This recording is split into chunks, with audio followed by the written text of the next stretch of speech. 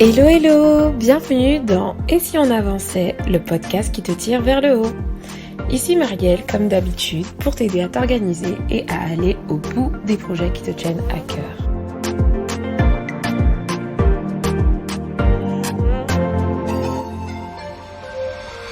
Dans cet épisode, on va parler d'un sujet qui n'est pas forcément abordé sous cet angle-là régulièrement dans le milieu de l'organisation, mais en découvrant ce syndrome dont je vais vous parler aujourd'hui, je me suis dit que c'était vraiment important de pouvoir vous faire un podcast sur le sujet, tout simplement parce que j'ai remarqué que beaucoup n'avançaient pas parce qu'ils étaient victimes de ce syndrome de l'objet brillant.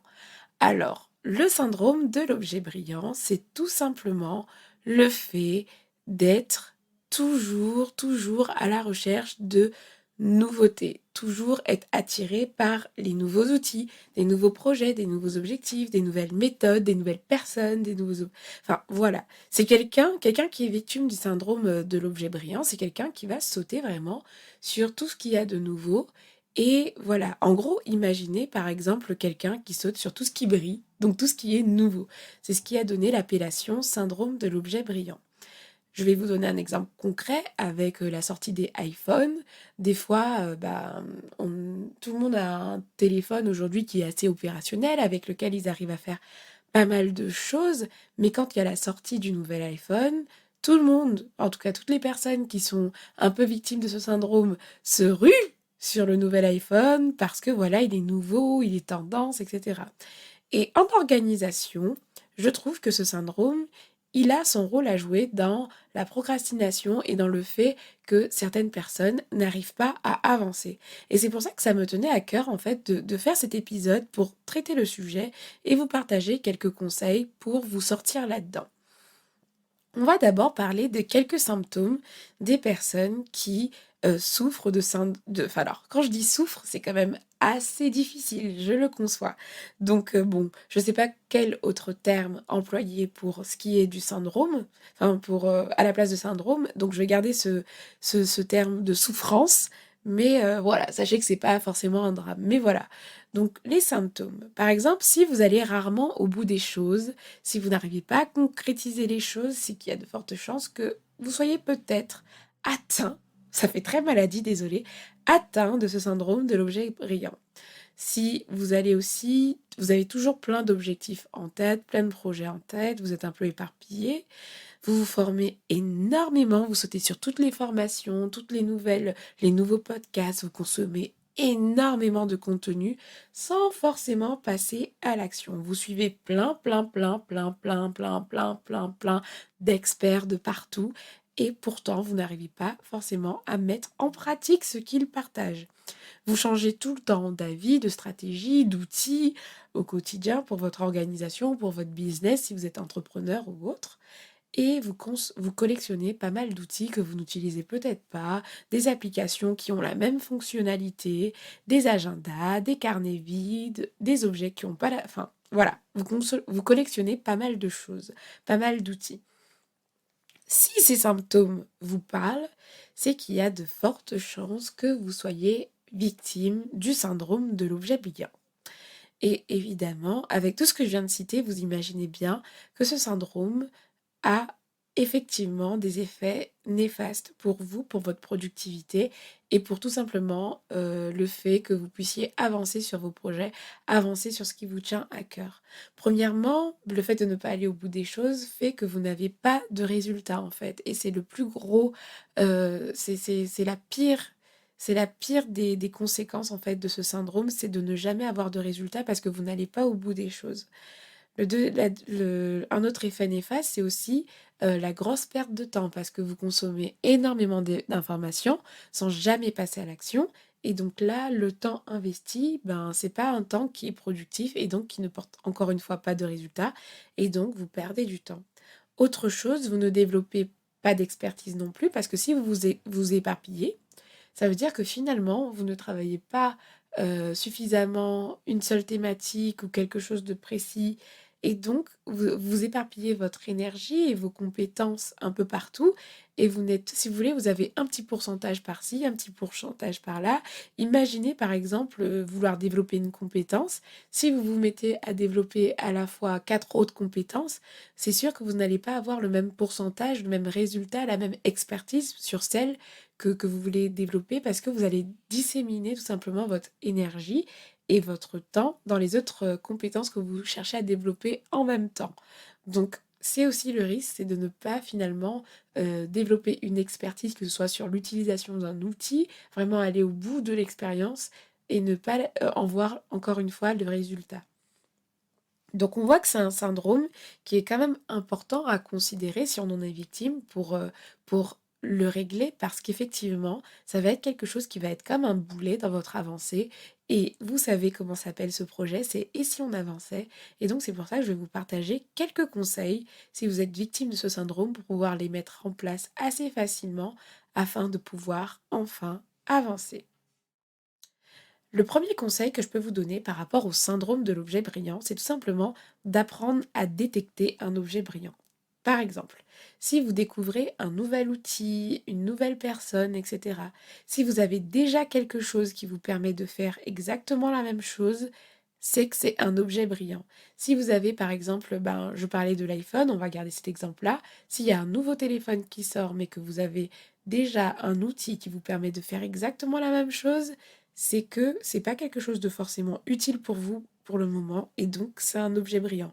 Ça peut s'appliquer à plein de choses, ça peut s'appliquer à un, je sais pas, un coach que vous suivez sur les réseaux sociaux, ça peut s'appliquer à tellement de choses, une application pour suivre vos habitudes par exemple, un agenda.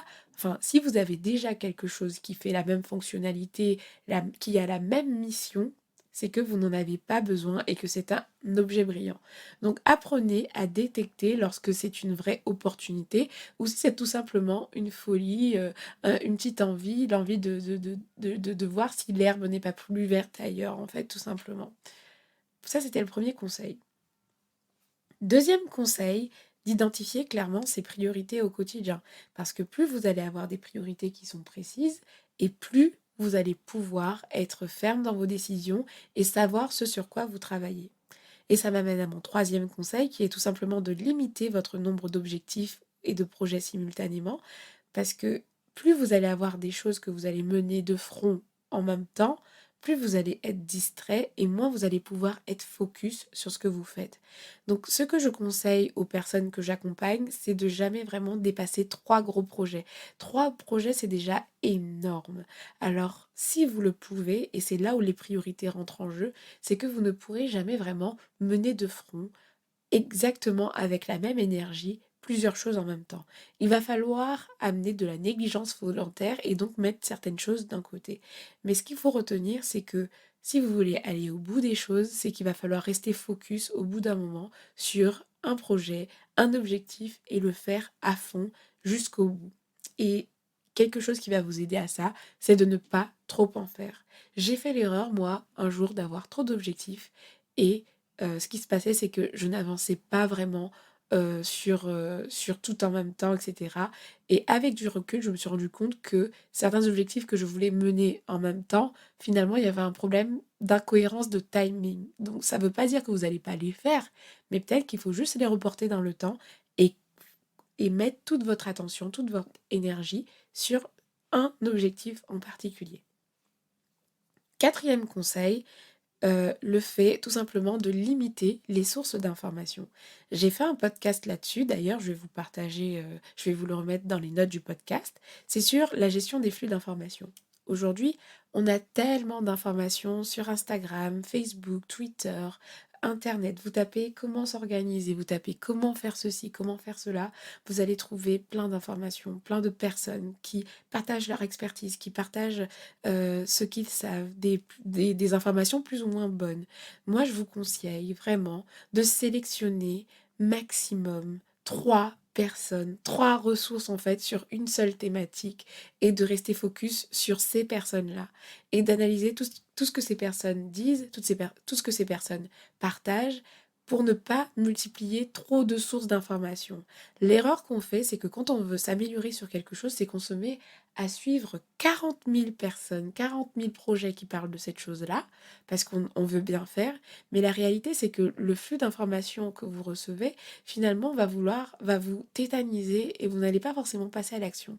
Plus vous allez réduire la source d'informations et plus vous allez pouvoir déjà mettre en valeur la source d'information qui vous semblait plus cohérente, plus celle qui vous parlait le plus, elle va être plus mise en valeur parce qu'elle ne sera pas spammée par d'autres sources d'informations. Et plus vous allez avoir envie de mettre en place les actions que cette personne, que ce groupe de personnes, peu importe le type de projet que vous suivez, va prodiguer. Donc si vous cherchez par exemple en ce moment à améliorer votre organisation et que vous suivez 40 000 personnes sur le sujet, moi je vous invite vraiment à limiter vos sources le plus possible, à garder vraiment ceux qui vous correspondent, des personnes des comptes qui vous parlent, des comptes qui partagent peut-être les mêmes valeurs que vous, où vous vous retrouvez, où vous faites confiance à la personne qui gère ce compte-là, ses comptes Instagram ou alors ses blogs, ses newsletters, j'en sais rien. Vous en sélectionnez 3 maximum et vous vous fixez sur ces personnes-là. Arrêtez vraiment de dilapider votre attention, votre énergie dans du contenu à gogo partout parce que ça ne va pas vous aider. Ensuite, 5e conseil, c'est de prendre l'habitude de commencer avec ce que vous avez. J'ai partagé récemment un post sur Instagram où j'expliquais que pendant 33 épisodes, j'ai réalisé le podcast avec mon smartphone. Parce que justement, j'ai été moi-même aussi victime de ce syndrome de l'objet brillant. J'ai passé presque 2 semaines à chercher le bon micro, chercher le bon logiciel de montage. Mais tout ça, en fait, finalement, avec du recul, je me suis rendu compte que ce n'était que des excuses pour ne pas passer à l'action.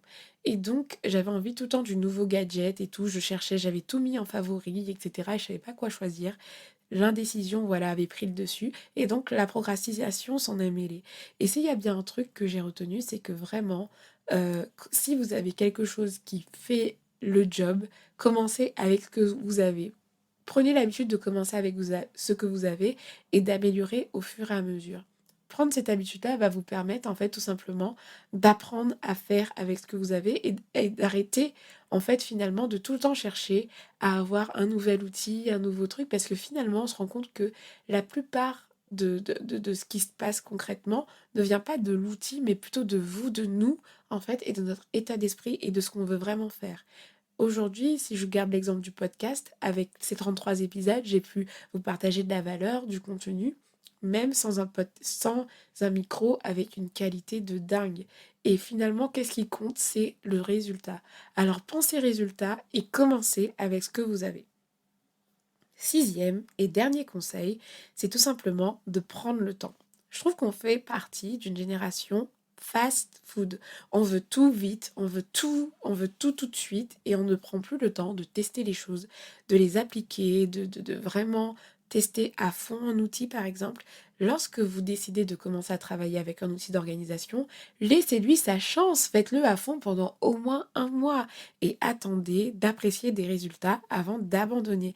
Prenez vraiment le temps. Si vous avez acheté un nouvel agenda, vous le testez jusqu'au bout. Une nouvelle application, vous la testez à fond pendant un mois. Ne sautez pas sur la nouvelle pub que vous avez vue. Vraiment, prenez le temps de tester et d'apprécier les résultats. C'était le 6e et dernier conseil que je pouvais vous partager par rapport au syndrome de l'objet brillant. J'espère que voilà, vous avez eu des pistes et que ce syndrome, voilà, aujourd'hui vous semble un peu plus gérable. En tout cas, ça m'a fait plaisir de vous parler de ce sujet-là. Il y a un 7e conseil aussi que je pourrais donner parce que des fois, on est victime de ce syndrome et on ne sait pas forcément comment s'en sortir. Et parfois, c'est aussi bien d'être accompagné. Je dis ça parce que tout simplement, j'ai lancé le programme d'accompagnement Objectif sur mesure où justement, j'accompagne ceux qui ont choisi de travailler avec moi sur leur organisation. En fait, on construit ensemble un système d'organisation. On sélectionne avec eux leurs outils, ceux qui vont correspondre en fait à leurs besoins, etc. Et typiquement, si vous êtes dans ce cas de figure et que vous souhaitez pas et vous savez pas forcément comment vous en sortir, même avec ces conseils-là, ben, ce programme pourrait peut-être correspondre à vos besoins. Donc si c'est quelque chose qui vous intéresse, n'hésitez pas à aller faire un tour sur le site internet. Je vais vous laisser aussi le lien d'objectifs sur mesure, enfin, où je décris vraiment tout le programme dans les notes du podcast. Et voilà, vous pourrez déposer votre candidature. Les candidatures pour le mois de juillet, pour l'accompagnement de groupe, seront ouvertes uniquement jusqu'au 28 mai. Et attention, vraiment, les places sont limitées. Et j'ai déjà quelques candidatures que je suis en train d'étudier. Mais voilà, je vais analyser toutes les candidatures avec soin. Si c'est quelque chose qui match avec votre problématique, moi je vous expliquerai et du coup vous serez prêt. Et puis si je vois que c'est pas adapté, généralement je vous renvoie vers autre chose. Donc voilà, c'était pour votre information. En tout cas, merci d'avoir écouté le podcast jusque-là. D'ici là, n'hésitez pas à laisser une note sur la plateforme sur laquelle vous écoutez le podcast ou à voilà, laisser un petit commentaire, me faire un petit coucou parce que ça fait toujours plaisir. Prenez soin de vous et je vous dis à bientôt pour un prochain épisode. Ciao ciao.